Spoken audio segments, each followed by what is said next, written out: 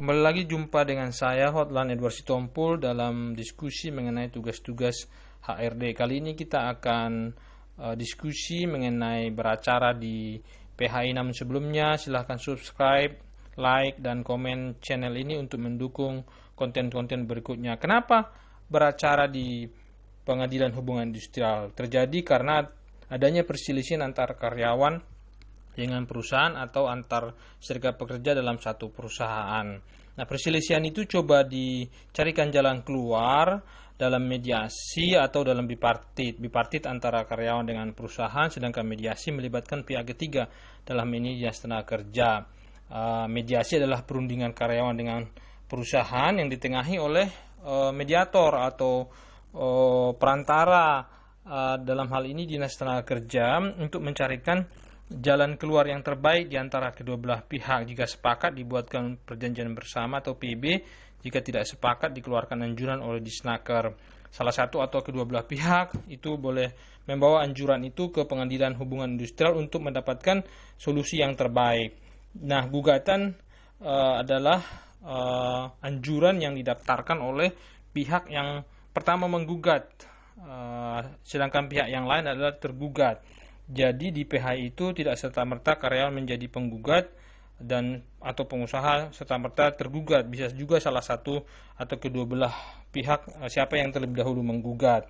Nah, karyawan jika dia menjadi penggugat, dia mendaftarkan anjuran itu di PHI dan bisa juga diwakili oleh serikat pekerja atau pengacara, didaftarkan pada PHI di ibu kota provinsi yang di tempatnya bekerja. Sedangkan yang berikutnya adalah si karyawan harus menyertakan anjuran supaya bisa didaftarkan di PHI. Sedangkan perusahaan biasanya diwakili oleh bagian HRD, bagian legal, atau bisa juga menunjuk pengacara dalam kasus ini. Nah, perusahaan mendaftarkan anjuran dari Disnaker itu ke PHI, atau juga bisa menunggu jika memang yang menggugat adalah karyawan. Sesi pertama biasanya adalah gugatan. Majelis hakim akan memeriksa berkas-berkas dari kedua belah pihak dan juga pembacaan gugatan dari penggugat.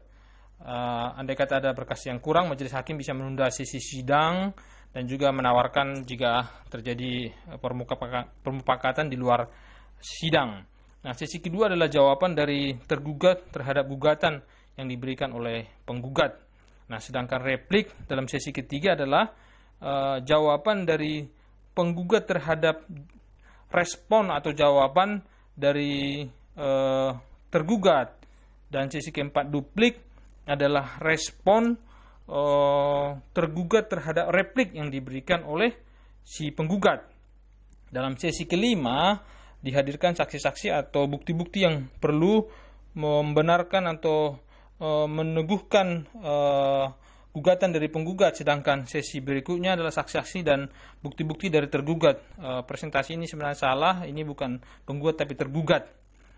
Sedangkan sesi yang ketujuh adalah kesimpulan dari kedua belah pihak, baik penggugat ataupun tergugat diberikan kesempatan untuk membuat kesimpulan sebelum nanti sidang berikutnya pembacaan amar putusan dari majelis hakim setelah diperiksa secara teliti bagaimana kasus ini. Demikianlah kira-kira yang bisa saya sampaikan dalam sesi kali ini. Sekian dan terima kasih. Saya Hotline Edward Sitompul. Terima kasih sudah menonton channel ini. Yang belum subscribe, silakan subscribe untuk mendukung konten-konten berikutnya di masa-masa yang datang. Terima kasih dan salam buat kita semuanya.